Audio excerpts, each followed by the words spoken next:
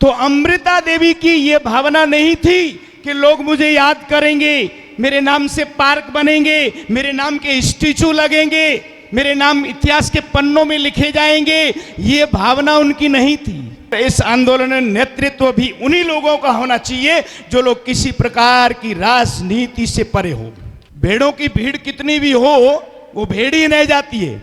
अब हम तो कह दें कि एक पेड़ को काटने के लिए 10 लाख का जुर्माना होना चाहिए, पेड़ काटेगा तो 25,000 का जुर्माना होगा। एक आम सामान्य किसान के लिए 25,000 भी बहुत है, वो डरेगा। वनों की कटाई किसी भी सूरत में रुकनी चाहिए और वन्य प्राणियों का शिकार हर हाल में रुकना चाहिए। पर्यावरण छोड़ो, ऑक्सीजन छोड़ो, श्वास छोड़ो, कोई मायना नहीं है इसका। बोल गुरु जम्बेश्वर भगवान की जय।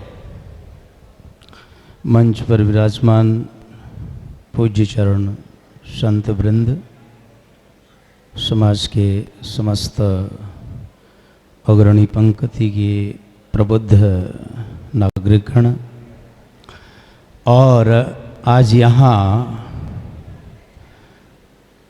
वन और वन्य प्राणियों की सुरक्षा सुदृढ़ हो, वनों की कटाई नहीं हो और वन्य प्राणियों का शिकार न हो, इस लड़ाई को लड़ने के लिए आए हुए समस्त धर्म प्रेमी योद्धाओं का मैं हृदय से हार्दिक अभिनंदन करता हूं कि आप सब लोग अपना अमूल्य समय, जो आपका समय बड़ा कीमती है, एक एक पल बड़ा कीमती है, वो समय आपने आज वन और वन्य प्राणियों की रक्षा से जुड़े हुए मुद्दे पर दिया है। आप जो सामने बैठे हुए लोग हैं, आप लोगों को कहने की कुछ भी ज़रूरत नहीं है। आप लोगों को कुछ भी कहने की ज़रूरत नहीं है, क्योंकि आप लोग सब कुछ जानते हैं। जानते ही नहीं है, आप इम्प्लीमेंट भी करते हैं। जब भी जहां भी किसी भी तरह का सामाजिक आंदोलन हुआ है, जिनको आम नाम से पुकारा जाता है, वो लोग अपना काम धंधा व्यापार मजदूरी छोड़ करके उपस्थित हुए, अपनी आस्था और श्रद्धा को लेकर के। जरूरत है समाज की अग्रणी पंक्ति में बैठने वाले जो लोग हैं, उनको विचार करने की जरूरत है कि जिन लोगों की बदौलत हम लोग अग्रणी पंक्ति में बैठते हैं, जिन लोगों की बदौलत हमारी पहचान होती है, जिन लोगों की बदौलत लोग हमें जानते हैं, जिन लोगों की बदौलत एक कैबिनेट मंत्री हमसे हाथ मिलाता है, जिन लोगों की बदौलत एक मुख्यमंत्री हमें मिलने के लिए सहज में समय देता है, विचार उन लोगों को करने की जरूरत है कि जब भी कोई आंदोलन होता है, आप अग्रणी पंक्ति में बैठने वाले लोग उन आम लोगों की आस्था और विश्वास के साथ क्या करते हैं, उनको क्या देते हैं।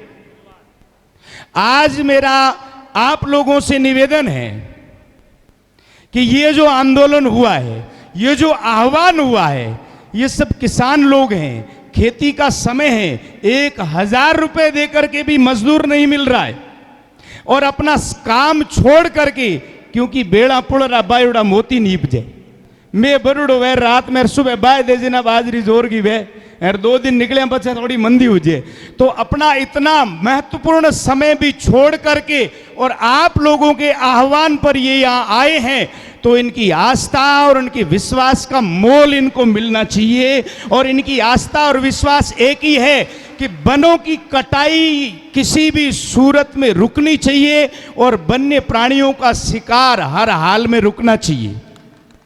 इसके लिए आज अब इन सब लोगों को तो जाना है, समय है, घर में काम भी है। आज आप सब लोग अग्रणी पंक्ति में मंचासीन बैठे जो भी समाज के प्रबुद्ध नागरिक हैं, इस मीटिंग के बाद यहां बैठ करके तय करें कि आगे की रणनीति आप लोगों को किस तरह से चलानी है, क्या क्या योजना बनाएं, किस तरह से आंदोलन चलाएं, किस तरीके से चलाएं, ताकि आंदोलन लंबा भी चले तो लोगों की भीड़ बरकरार रहे। एक दिन नोखा से लोग आए तो एक दिन लोणकरण से आए, एक दिन खाजवाला से आए तो एक दिन फलोदी से आए। इस प्रकार की व्यवस्था होगी, हजारों लोग प्रतिदिन धरने पर उपस्थित होंगे तो बात बनेगी।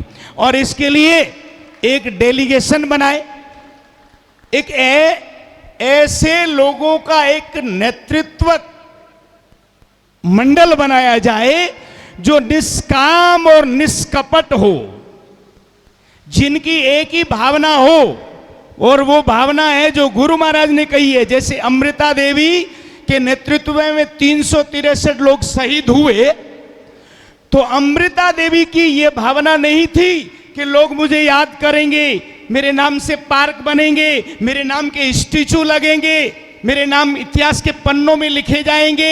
ये भावना उनकी नहीं थी। उनकी भावना क्या थी? जांडी हिरण सिंहार देख सिर। केवल गुरु महाराज का ये आदेश ही उनके लिए महत्वपूर्ण था। तो एक ऐसा प्रतिनिधि मंडल बनाया जाए जो सारे आंदोलन की लीडरशिप नेतृत्व करे। किसी भी आंदोलन को सफल बनाने के लिए नेतृत्व महत्वपूर्ण होता है। बहुत बड़ी सेना भी सेनापति के पीठ दिखा देने से पराजित हो जाती है, लेकिन छोटी सी सेना बहादुर सेनापति के नेतृत्व में सामने दुश्मन की बहुत बड़ी सेना को शिकस्त दे देती है। तो ऐसे लोगों का नेतृत्व मंडल बने जो लोग निष्कपट हैं, निस्वार्थ भाव से केवल गुरु महाराज की आज्ञा है इसलिए हमें वनों की रक्षा करनी है। पर्यावरण छोड़ो, ऑक्सीजन छोड़ो, श्वास छोड़ो, कोई मायना नहीं इसका। मायना इस बात का है कि भगवान जाम्बोजी की आज्ञा है कि पेड़ नहीं कटने चाहिए। भगवान जाम्बोजी की आज्ञा है कि हिरणों पशुओं का शिकार नहीं होना चाहिए। बस ये जो बात है ये सबसे महत्वपूर्ण है। इसका महत्व है। अब कह देंगे पेड़ काटेंगे तो हम 10,000 और लगा देंगे, लो सा कानून बना दिया। अरे नहीं, गुरु महाराज ने कहा पेड़ कटना नहीं चाहिए। बात ये, तो ऐसे लोग हमारा नेतृत्व करें जिन लोगों की भावना भी ऐसी ही है, जो आप लोगों की तरह ही इस मीटिंग में आए हैं केवल आस्था से प्रेरित होकर के, केवल धर्म रक्षा का भाव लेकर के कि भगवान जाम्बोजी ने कहा था और इतना बड़ा ये पेड़ कटाई का काम हो रहा है तो रुकना चाहिए, गुरु महाराज की आज्ञा का उल्लंघन नहीं होना चाहिए। इसी भाव से जो नेतृत्व करने के लिए आए हैं, ऐसे लोगों का नेतृत्व मंडल होना चाहिए। जो लोग किसी शर्त पर समझौता नहीं करें, किसी मंत्री मुख्यमंत्री से मिल करके हाथ मिला करके कि हाँ ठीक है सरकार ने मान लिया, ऐसा समझौता न करें। जो एक स्पष्ट, मजबूत और सशक्त चीज हमारे सामने लेकर आए, ऐसे लोग हमारा नेतृत्व करें, तभी जो इस तरह का आंदोलन सफल हो सकता है, अन्यथा नहीं। मैंने फलोदी में आंदोलन हुआ था, आप सबको पता है। वर्तमान समय में इस तरह का आंदोलन अपने आप में ये महत्वपूर्ण आंदोलन था और राज्य सरकार तक को लग रहा था कि इस बार कुछ अलग होगा, लेकिन कुछ लोग एंड टाइम पर, वक्त पर, मैंने तो एक घोषणा की थी कि इतनी तारीख तक अगर सरकार का प्रतिनिधि मंडल हमसे आके नहीं मिलता है, हमारी बातें जो है नहीं मानता है, तो हम यहां आत्म बलिदान करेंगे। और मैं अपनी बात पर अटल था, खरा था मैं, क्योंकि जीना तो कितने दिन है। लेकिन समाज के ऐसे कुछ लोग जिनको केवल राजनीति ही करनी है, ऐसे लोगों ने आकर के ऐसे विशाल और भव्य आंदोलन को, क्या महत्वपूर्ण रूप था उसका, मटिया मेट कर दिया। ये सामाजिक आंदोलन है, धार्मिक भावना से प्रेरित आंदोलन है, समाज रक्षा का आंदोलन है, मानव समुदाय के अस्तित्व की रक्षा का आंदोलन है। और इस आंदोलन में नेतृत्व भी उन्हीं लोगों का होना चाहिए जो लोग किसी प्रकार की राजनीति से परे हो, जिनका राजनीतिक मकसद ना हो, कोई आर्थिक लाभ का मकसद ना हो, कोई महाराज मेल मुलाकात का मकसद ना हो कि अपना परिचय बढ़ जाए। ऐसे लोग नेतृत्व करें और ऐसे लोगों के नेतृत्व में हम सब लोग चलें। नेतृत्व स्वीकार करना होगा। यहां से जिन लोगों को तय किया जाएगा कि ये लोग ही हमारी बातें आगे रखेंगे, ये लोग ही हमें बोल के संबोधित करेंगे, हमारा नेतृत्व करेंगे, उन लोगों का नेतृत्व हमें मानना होगा। क्योंकि मनमुखी तो भाई कैसे चलेंगे, भेड़ों की भीड़ कितनी भी हो वो भेड़ ही नहीं जाती है। सिंह अकेला ही सारे जंगल पर राज करता है, क्योंकि उनमें नेतृत्व की विशाल काबिलियत होती है। इसी तरह भीड़ अगर लाखों की भी हो जाएगी, लेकिन अगर हम किसी नेतृत्व को स्वीकार नहीं करेंगे तो सफलता नहीं मिलेगी। तो मेरा आप सबसे यह आग्रह है कि आप प्रबुद्ध नागरिकगण जो यहां बैठे हैं, आज यहां तय करेंगे आगे की जो भी रणनीति और रूपरेखा है, और यहीं बैठ करके कुछ ऐसे लोगों को एक मंडल निर्धारित करेंगे कि ये जो है हमारा प्रतिनिधि मंडल रहेगा, ये सबको निर्देशित करेगा, यही आगे प्रशासन से बात करेगा। और रही बात कानून की, तो भाई कानून तो हम जानते नहीं। अब हम तो कह दें कि एक पेड़ को काटने के लिए 10 लाख का जुर्माना होना चाहिए। क्या मानते हो, ये संभव है? क्या ये संभव है?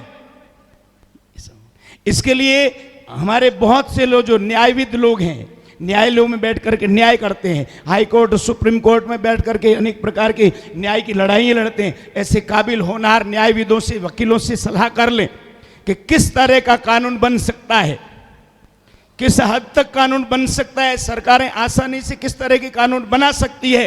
क्योंकि सब चीजें ध्यान में रखना पड़ता है। इकोलॉजिकल सिस्टम है ना, कि सबको सही लगे। अब पेड़ काटना पड़ेगा किसी किसान को, तो मान लीजिए कि 20,000 रुपए का जुर्माना रख दिया, 25,000 का जुर्माना रख दिया कि पेड़ काटेगा तो 25,000 का जुर्माना होगा। एक आम सामान्य किसान के लिए 25,000 भी बहुत है, वो डरेगा। और अगर बृहद स्तर पर व्यापारिक रूप में, व्यवसायिक रूप में पेड़ काटे जाते हैं, तो वहां पर लाखों रुपए का जुर्माना हो। जहां पर 2 लाख से 5 लाख तक का जुर्माना हो, उन पर महाराज कड़ी सजा का भी प्रावधान हो।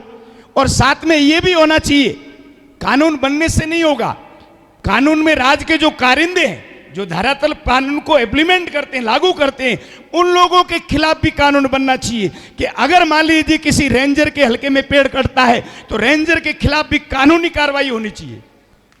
किसी वन विभाग के रेंजर के हलके में अगर शिकार होता है, तो उसके खिलाफ भी वही कानूनी कार्रवाई होनी चाहिए जो शिकारी की होती है।